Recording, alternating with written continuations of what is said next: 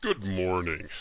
I would like to take some time to tell you about a few of my friends, some of these great Egyptian pharaohs. The first one I want to talk about is my good friend Ahmose. Now, Ahmose was a fantastic pharaoh who was given credit for driving the Hyksos out of Egypt and returning control of the Egyptian civilization to, well, the Egyptians. And when he came into power, we started what was known as the New Kingdom. Another one of the pharaohs that I had the pleasure of meeting back in the day was a fine man by the name of Akhenaten. Now, he gets a bad rap because he changed the entire religion of the Egyptian people, who prior to him believed in many gods, or what was called polytheistic views. And he changed it to the belief of one god, or monotheistic, and his god was Aten. And the problem with our good friend Akhenaten is he changed the capital, moved the capital south, and really kind of holed up there and neglected his job as the pharaoh. And because of that, Egypt lost a lot of land. However, some people think he was a revolutionary in terms of his religious beliefs because a lot of the major religions of the world eventually became monotheistic. However, he was a little ahead of his time, and he did neglect his job as pharaoh, and so that's why a lot of people are not a big fan of his. Now, eventually Akhenaten leaves the throne, and we have another pharaoh that comes in by the name of Tutankhamun, who many of you may have known as King Tut. Now, he didn't do a lot as a pharaoh because he became a pharaoh at a very young age, but he did restore the old religion and the old priests and the old gods.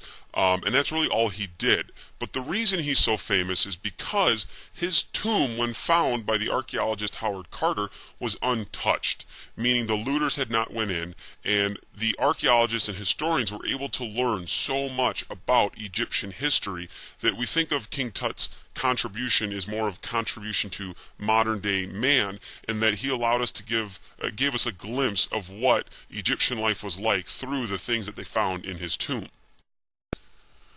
Another fantastic Egyptian pharaoh was actually one of the very few female pharaohs, and her name was Hatshepsut. And during her reign, she really focused on trade and commerce and really built Egypt's wealth. She also built a lot of temples and various building projects, but one of the things that she contributed greatly was this building of wealth, and under her power, Egypt became very wealthy and very powerful.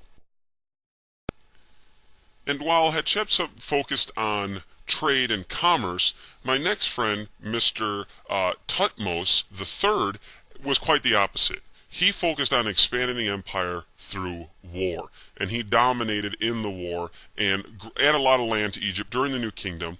But one of the other interesting things about him is when he captured these new lands and created these slaves that were from these conquered lands, he actually gave these slaves a lot of rights they previously hadn't had, which was very revolutionary for that time.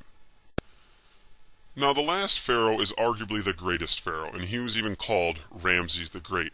And his big contribution was during his over 60-year reign as pharaoh, he had a lot of building projects that he started that really made Egypt beautiful again. Beautiful temples, beautiful monuments.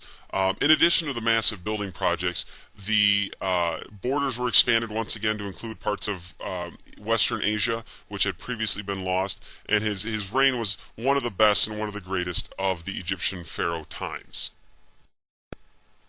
All of these pharaohs, all six of them, whether it's Ahmose, Akhenaten, Hatshepsut, Tutankhamun, Ramses, or Thutmose, they all contributed to Egyptian being the powerful and important civilization that it was.